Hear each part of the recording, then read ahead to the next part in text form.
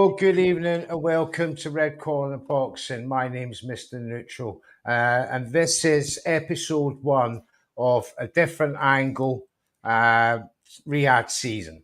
And basically, it's to give a 3-part series to you guys at home about Turkey Al Sheikh, how it come to fruition, and basically how he's there now. But you know, we've all got to get to a place where how did it all start? So I brought along 3 guests tonight. Thank you, gentlemen, for coming along. We got 20 boxing. We got the boxing man from Canada, and I've got Rahul from Punch Out Boxing. Thank you, gentlemen, for coming through tonight. Now, you know, obviously, as boxing fans, gents, we want to, you know, get to the nitty gritty of this guy just appeared out of nowhere. So the only reason we know of Turkey Al Sheikh is because of one man's vision for the transformation of Saudi Arabia. And that was Mohammed bin Salman, who's the Saudi Crown Prince and heir to King Salman of Saudi Arabia. The Council of Ministers of Saudi Arabia upon the time, upon instructions from the Crown Prince and his vision of Vision 2030, in inverted commas. And he launched that programme in 2016. The vision strategy was to reduce Saudi Arabia's dependency on oil and energy and develop new sectors and diversify its economy in key themes like social reforms, tourism development in sectors like technology, religious tourism, new tourist locations to be built, infrastructure and entertainment, an initiative of enormous proportions, spread over many ministries within the kingdom. And in other words, over 13 major programs initiated in 2017.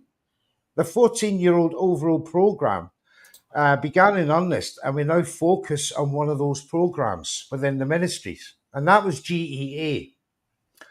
In line with the Saudi Vision of 2030, GEA was established to regulate and develop the entertainment sector in the kingdom, but also to encourage the private sector role in building and expansion of entertainment and activities in 2017. Now, the Saudi population spends $22 billion in tourism and entertainment outside of Saudi Arabia every year.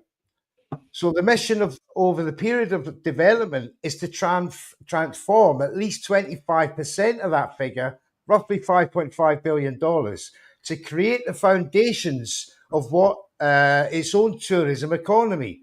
And that plan is to raise capital harnessing previously unaddressed entertainment potential to nurture it in all forms, but at the same time, safeguarding precious cultural and religious heritage, to include the private and public sectors and reduce government spending, and encourage the population participation with opportunities for the country's youth, with entertainment scholarships, home and abroad, under then Chairman Ahmed Al-Khatib. GEA initiated its programme hosting early events like Comic-Con, esports, Cirque du Soleil, and the Lion King musical. In 2017, General Sports Authority, slightly different from general entertainment, a ministerial arm of the Saudi government, kicked in its own ideas into that vision, and its chairman was Turkey Al Sheikh.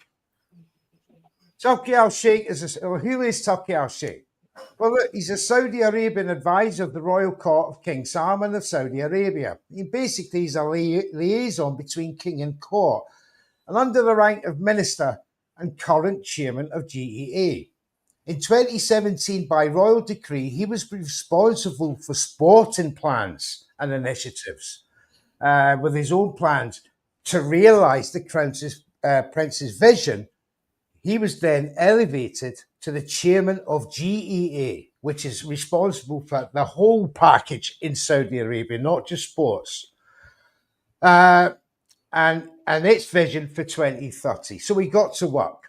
In his first year, he delivered in collaboration with General Sports Authority, which was his former post, and all government departments delivering over 2,000 events in 18 months. A festival within that 6-month period in 2019, and it brought the world in a heavyweight rematch between Andy Ruiz and Anthony Joshua at the purpose-built Diriyah Arena in Diriyah, paying £30 million just to host the event.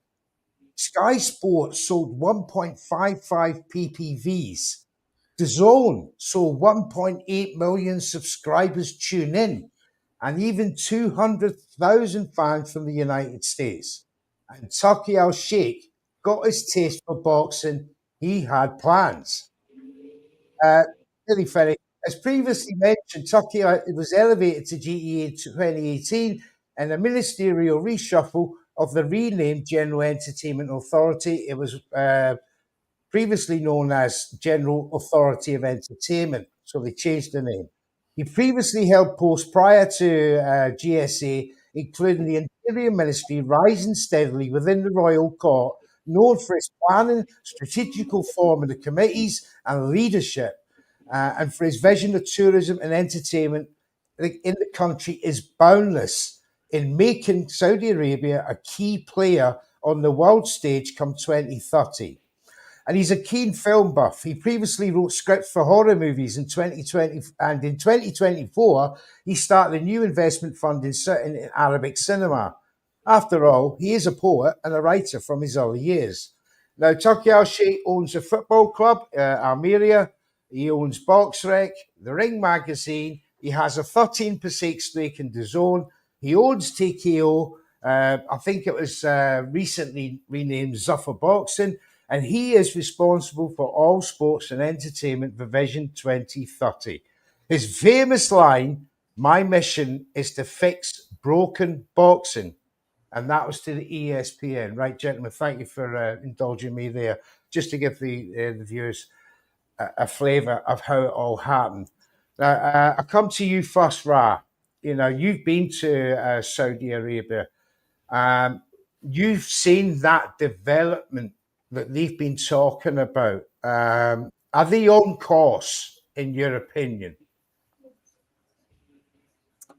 I used to think no, but then I do have to cast my mind back to places like Dubai, which I did visit in my youth. Funnily enough, I have actually been to Saudi Arabia 20 years ago. And the next time I went was in 2019 for the Anthony Joshua versus Ruiz fight. So I have seen quite dramatic social changes there. A lot of what you said there in your summary about the vision for the country now starts to make sense in terms of what I'm seeing. And like I said, I have been to Dubai many years ago when it was when its sort of tourist industry was in its infancy, and we know now it's actually quite the sort of popular destination. So given that, is it on course? I think 2030 might be a bit optimistic, but the way things move in the modern world, maybe they will get it. I would say broadly they're on target broadly, but as we know, as recent events have shown, that part of the world politically things can change dramatically in a short period of time. But all things being well, I'm inclined to think, yeah, they're on target. Excellent, thank you, Brett. Welcome, mate. Cheers, mate. When we first heard of Turki Al Sheikh, you know, the general consensus was, yeah, it's just some rich Arab guy. We didn't really know a lot about him. Do you get a sense now of the enormous scale of the job in hand for that man? Yeah, I mean, look, he's the success that he's had in the short space of time puts a lot of pressure on him to deliver. So when we saw the recent Ring magazine card and we were all bored to tears, he's obviously taken that really, really personally because he invested a lot of dough in that. You know, there was no ticket sales for it. I don't know how the celebrities got in there, whether it was a freebie or they had to pay stupid amounts of money. But he isn't going to gross back his money on the gate there with only a handful of people. So he, as we know, we will get into. I won't go down that rabbit hole right now. But he obviously felt that and took that quite personally. Hence some of the things that he said. But I tell you what, Mr. Neutral, I didn't know this till I started doing a bit of research today. Did you know that he was involved in the Smith v. Groves? That was his first step into boxing. When the back in 2017. Right, yeah. Interesting. So And that was while he was under General Sports Authority. That makes sense. Yeah. It was very interesting to me that's where he got his first taste for boxing. And obviously since then it's grown and grown and grown. And you know, I don't know whether these facts are right, but it's his money. I'm led to believe in boxing anyway that he's putting in a large part of it. I think he has differentiated between Riyadh season, which is, I guess, state money, and Ring Magazine events, which he said is his own. Right, got you. Yeah. That said, I'm sure he's not averse to going to his friends at his employer to ask for a bit of extra cash. Yeah. Since the introduction, since the introduction in 2024 Riyadh season, that's the structure that the work from Ramadan to Ramadan, I believe. So you know, he's only 8 months. I think 7 months of the season in Riyadh season. The rest of the portion of the year is actually under Ring Magazine, which is his private venture, along with his own boxing. So yes, you're quite right. Under Riyadh season, it's PIF. We'll come to that in part 3. About PIF, but for now, last thing I'll say though, Miss Neutral, is that I think we knew he was serious on that stellar card that we had before Christmas with Joshua and Ngannou. Then all of a sudden it went from like, is this guy, is he just going to throw a load of money at him? We're not going to see him again. And then when he put that one in, I don't know how everybody else feels on this call, but that was when my mouth was completely wet with like, is this the start of something special?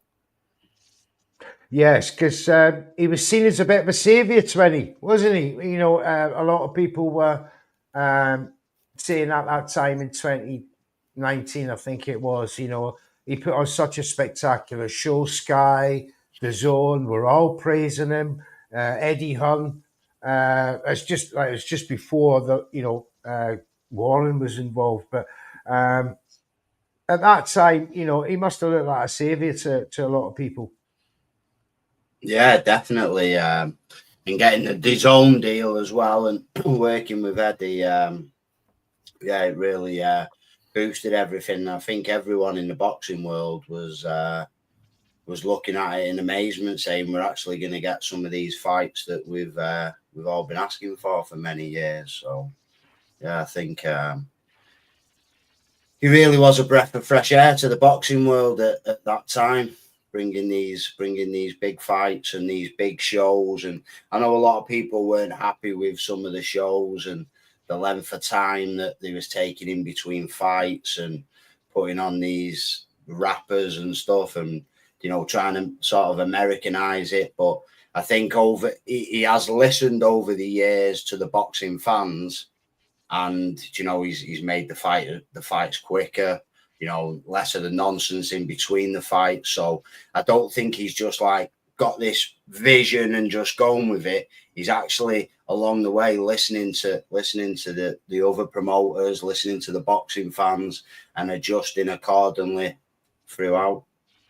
Yeah, his interaction with fans is refreshing from, you know, but he's in quite a unique platform in boxing from what I'm used to, you know. Here's a guy, you know, you've got your usual promoters, you know, if you look at America, Talk Right, Golden Boy, PBC, you come over here, you got Frank Warren, you got Queensbury, you got Matchroom, Boxer. This guy is sort of set another job level for himself.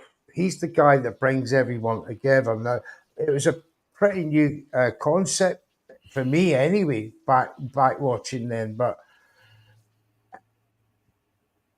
because of where Saudi Arabia is and putting on a fight in Saudi Arabia at their time, surely the battle against the markets forces was against them being, you know, the time zones. Apart from the UK, of course. That's the thing. I don't know. In that sense, I think the entry into the market has been timed very well. I'm sure it ain't by design. It's probably by coincidence, because we've seen an unprecedented decline in US boxing, probably in the past decade, maybe longer. In particular, at the flagship heavyweight division, I think their interest was really peaked when they must have seen the the sort of numbers Anthony Joshua in his heyday was drawing in, which is why he was probably the first star that they got over there for that fight in Diriyah, which you mentioned.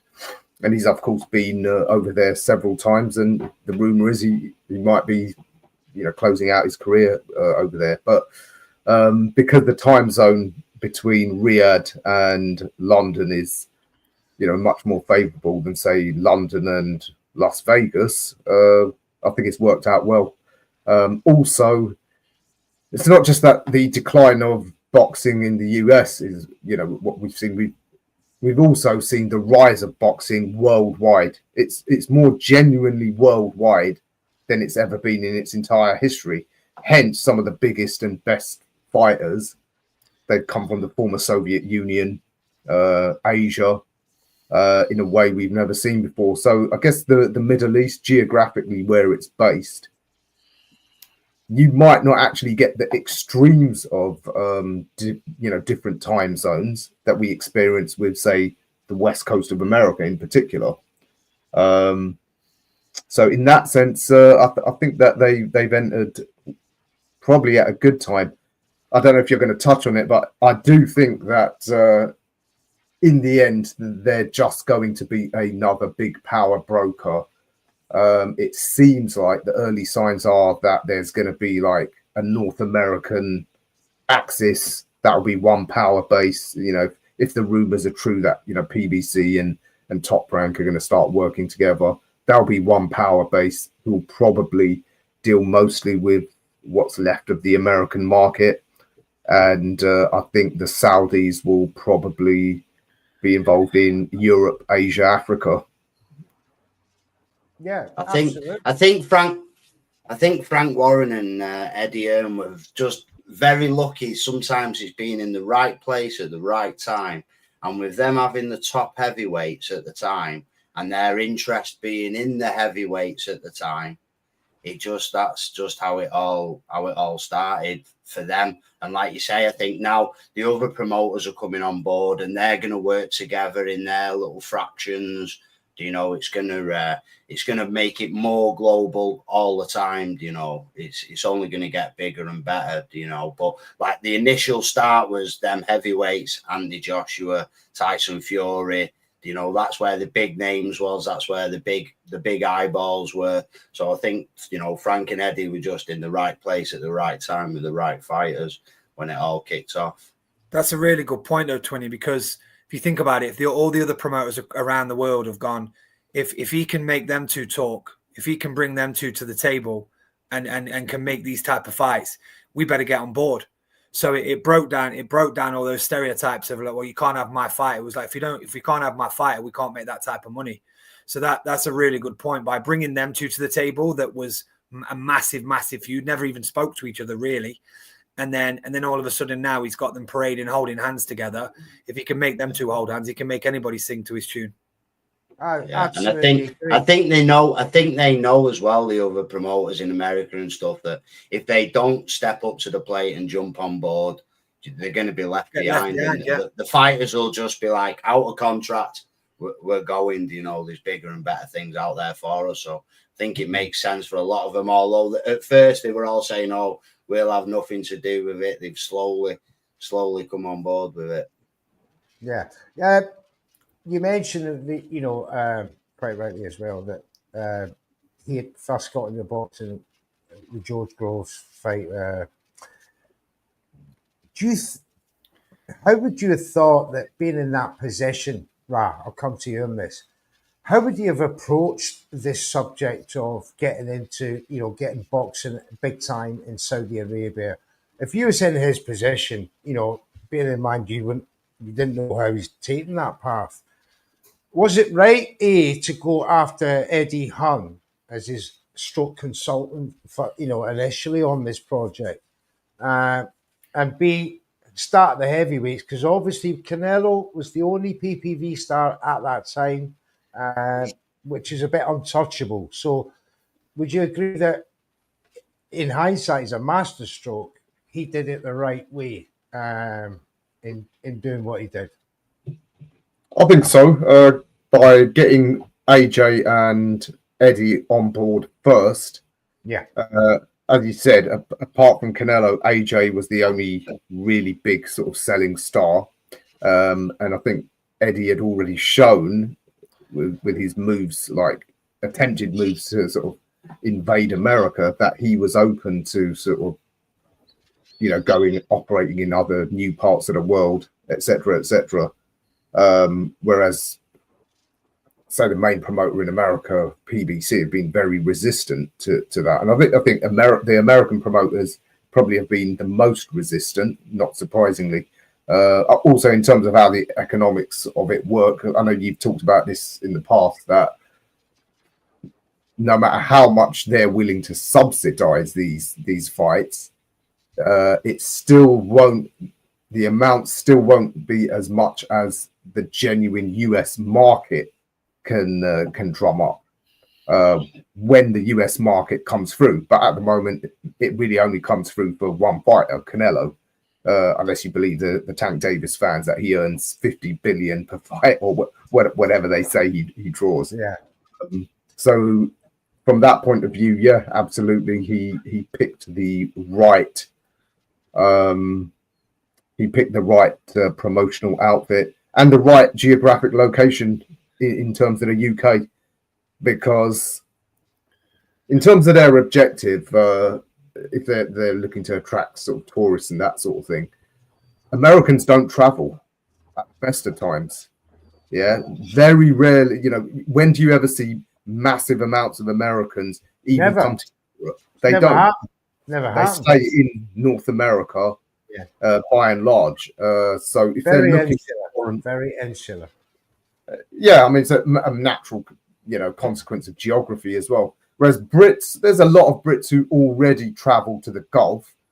I'm sure we all know Saudi Arabia isn't high on most people's list of places to visit, but it is next door to Dubai and the Emirates, which have been a popular destination now for some time. Yeah. So, yeah, I think his approach was correct.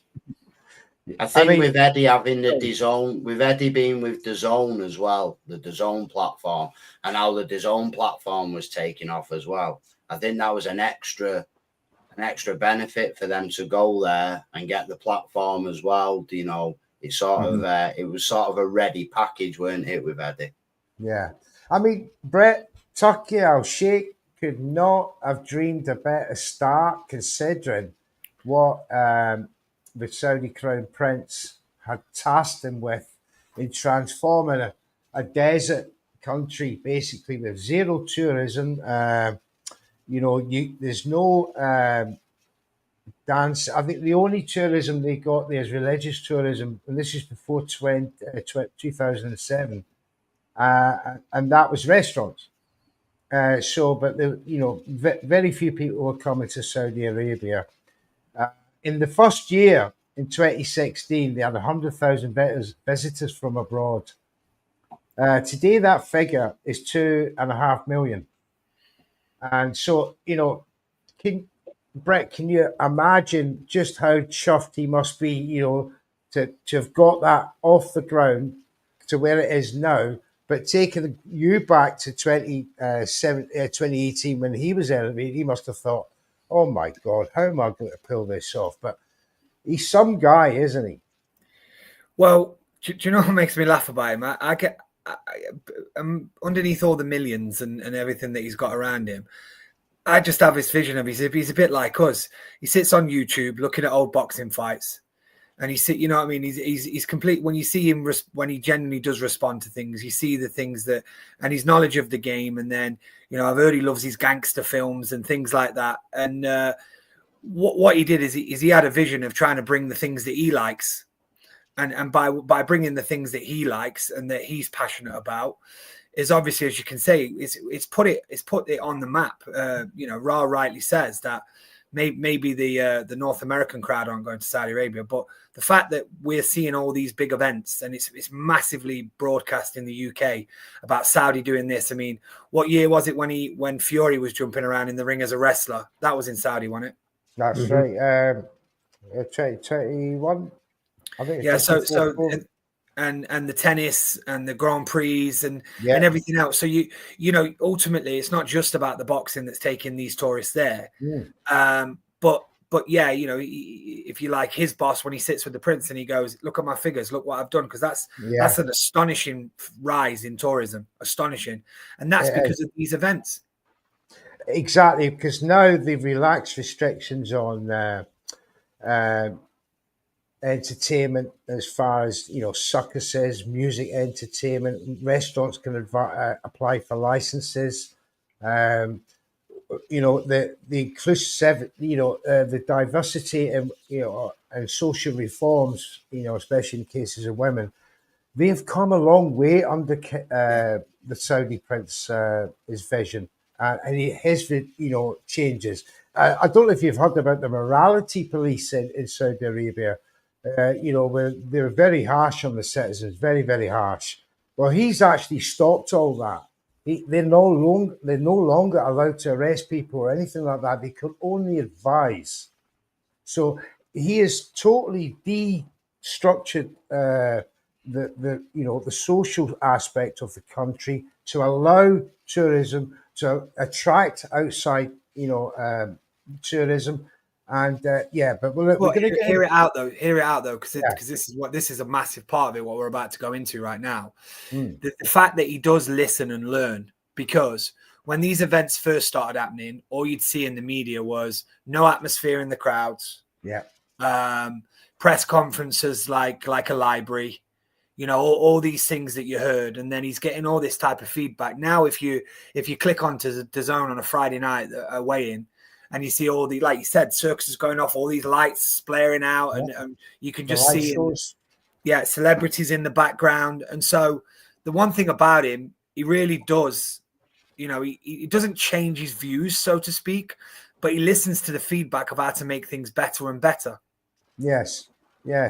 Now, obviously, part of that vision, Ra, is, you know, he's got to protect the cultural heritage, and no more than a story that I read and this is on the, you know, Saudi Vision's own website.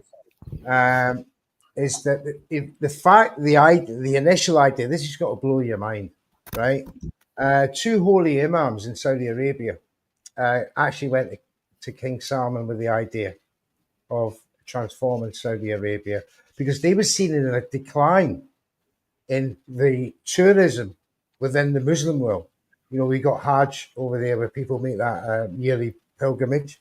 That costs money.